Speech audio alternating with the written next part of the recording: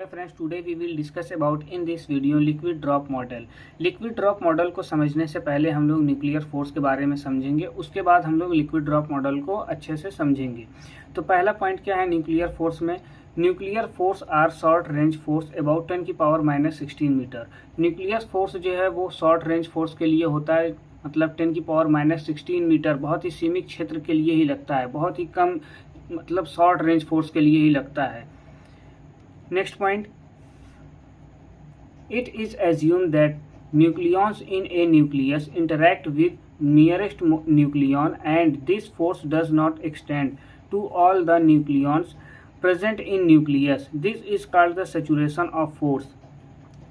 यह माना जाता है कि न्यूक्लियस के अंदर न्यूक्लियन अपने सबसे पास वाले न्यूक्लियन के साथ इंटरैक्ट करते हैं और यह फोर्स न्यूक्लियर में मौजूद सभी न्यूक्लियंस के पास नहीं फैलता है और इसी को सैचुरेशन ऑफ फोर्स कहा जाता है। Third point, nuclear force are strong and energy is required to separate nucleon from nucleus which is called binding energy. Nuclear force जो होता है वो बहुत स्ट्रॉन्ग और एनर्जी की ज़रूरत होती है, इसको रिक्वायर्ड होती है न्यूक्लियस से न्यूक्लियन को निकालने के लिए। इसी को हम लोग कहते हैं binding energy. Binding energy per nucleon क्या आता है? न्यूक्लियस में से एक न्यूक्लियन को निकालने की जितनी एनर्जी की रिक्वायर्ड होती है उसी को हम लोग कहते हैं बाइंडिंग एनर्जी पर न्यूक्लियन। इसका वीडियो हम बना चुके हैं, आपको डिस्क्रिप्शन बॉक्स में इसका लिंक दे देंगे, आप वहां से देख सकते हैं। Next point, the density of nucleus is constant and does not depend upon A. जो डेंसिटी होता है न्यूक्लियस का वो कांस्टेंट होता है, वो किसी पर डिपेंड नहीं करता है, निर्भर नहीं होता है।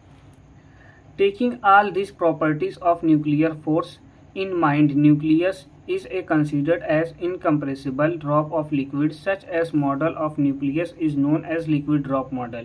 इन्हीं प्रॉपर्टी को देखते हुए, न्यूक्लियस को ध्यान में रखते हुए लिक्विड ड्रॉप मॉडल को बनाया गया है। फर्स्ट पॉइंट क्या है लिक्विड ड्रॉप मॉडल का, वो देखते हैं। The nucleus is suppose to be spherical in shape as a liquid drop. हम लोग ऐसा मानते हैं कि जो न्यूक्लियस का शेप होता है वो स्फेरिकल शेप होता है।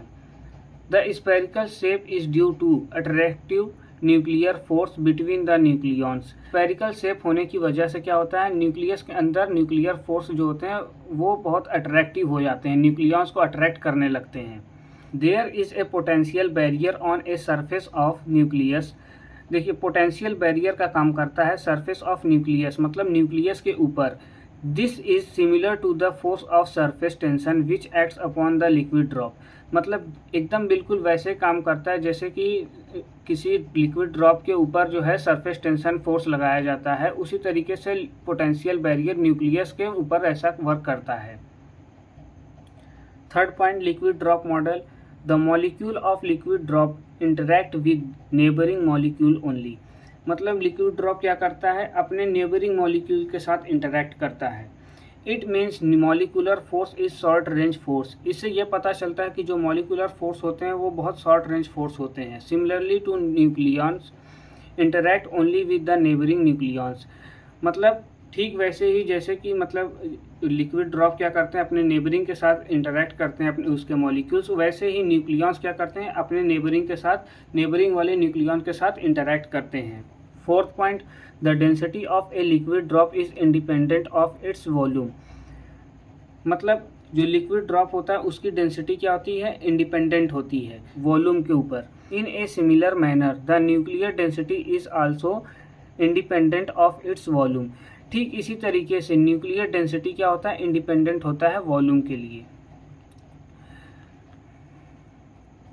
Fifth point, if a liquid drop is allowed to oscillate, then it's break up into similar droplets।